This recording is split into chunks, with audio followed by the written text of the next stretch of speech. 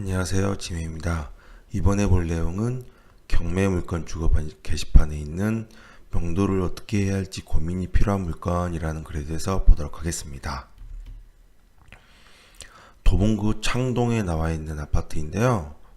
감정가는 4.89억이고 평수는 전용이 25.7평입니다.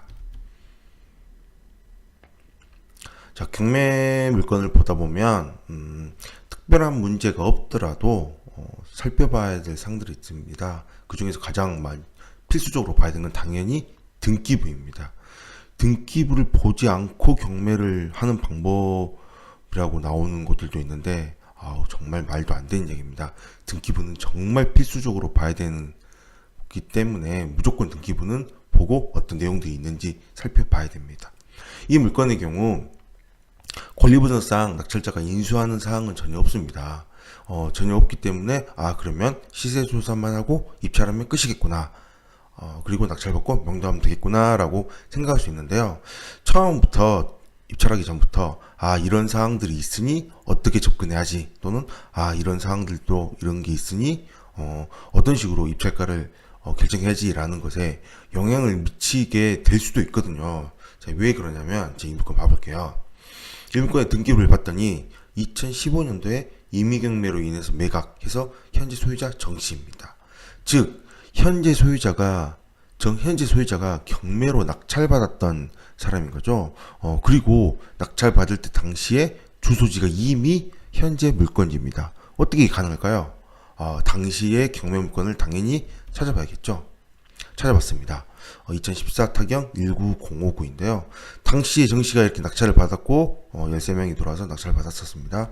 그런데 내용을 밑에 임차인연을 보시면 당시에 세입자가 정씨였습니다. 그러니까 세입자로 살다가 경매로 나와서 입찰을 한 걸로 보이는데요. 그런데 자세히 봐보시면 당시에도 감정가가 3,800이었는데 이 세입자의 보증금이 3,500만 원밖에 안 됐습니다. 즉 세입자가 3,500만 원 살고 있는 사람이 3억 8천만 원의 물건으로 입찰을 한 거죠. 상당히 무리한 것으로 보이는데요. 당시에도 최고 선면제로 2,500 정도를 받고 나머지 1,000만 원은 배당을 받지 못했기 때문에 방어 입찰 개념으로 들어온 것으로 보이는데요.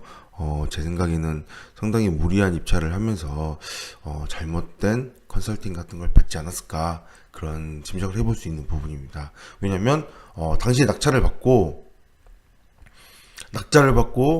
근저당을 잡았는데요. 보다시피 대부업체에서 근저당을 어마어마하게 잡았습니다.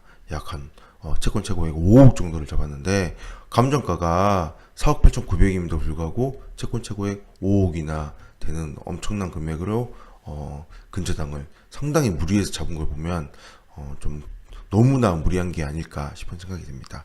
어쨌든 이렇게 무리해서 낙찰을 받아서 그런지 당연히 이렇게 현재 경매로 나가게 된 거죠. 자, 그렇다면 현재 또 진행 상태를 본다면 관리비 체납이 450만 원 됩니다. 굉장히 많이 밀려있죠. 이미 경매로 낙찰받은 사람이기 때문에 스스로 받았던 컨설팅으로 받았던 결국은 경매에 경험을 했기 때문에 이런 사항들을 이용을 하게 되는 거죠. 관리비 이렇게 많이 밀려있는 상태입니다. 450만 원의 관리비가. 이 중에서 낙찰자가 인수를 어느 정도 공용 부분에 대해서 어느 정도 인수를 해야 될 수도 있는데요. 이런 상황에서 만약에 낙찰받고 나서 갔더니 이사비를 달라고 한다면요. 아니 관리비 이렇게 많이 밀려있는데 이사비를 또 달라고요? 만약에 그렇다고 한다면요. 어떻게 하냐고요. 그러면 어떻게 해야 돼요? 인도명령 시청하고 강제 집행. 당연히 비용이 많이 들어가겠죠.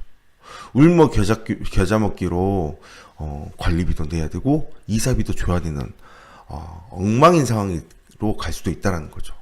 그래서 이런 물건을 처음에 접하실 때는 결국은 시간이 지나면 용도를 되긴 하겠지만 이런 물건을 처음에 접할 때는 이런 상황이 있을 수도 있겠다. 관리비를 인수할 수도 있고 재수가 없으면 명도비도 상당한 금액 나갈 수도 있고, 또는 제가 여기서 하지만 점유이전 금지 가처분도 고민을 해봐야 될 수 있는 그런 여러 가지 사항들이 있을 수 있는 물건이므로 처음부터 입찰 전부터 이런 거를 미리 고민해보고 이런 사항들이 있다라는 걸 알고 이거에 맞춰서 입찰가를 조금이라도 조정을 해서 낮게만 들어가서 이 금액을 고려를 한다면 좀 더 낫지 않을까. 아무것도 모르는 상태에서 입찰하는 것보다는 당연히 이런 것까지 고민을 하고 마음을 단단히 먹고 입찰하는 게 어떨까 싶은 생각이 듭니다. 물론 이 모든 것이 다 추측일 수 있습니다. 실제로 갔더니 점유도 잘 내주고 그럴 수도 있겠죠.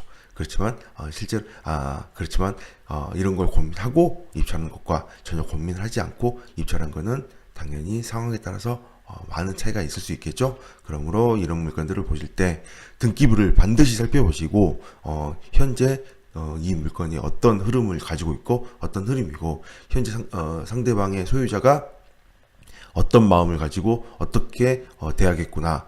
정답은 없지만 여러 가지 예측이나 추측을 해볼 수도 있는 물건으로 좀 조심을 해야 되지 않을까 짐작을 해볼 뿐입니다.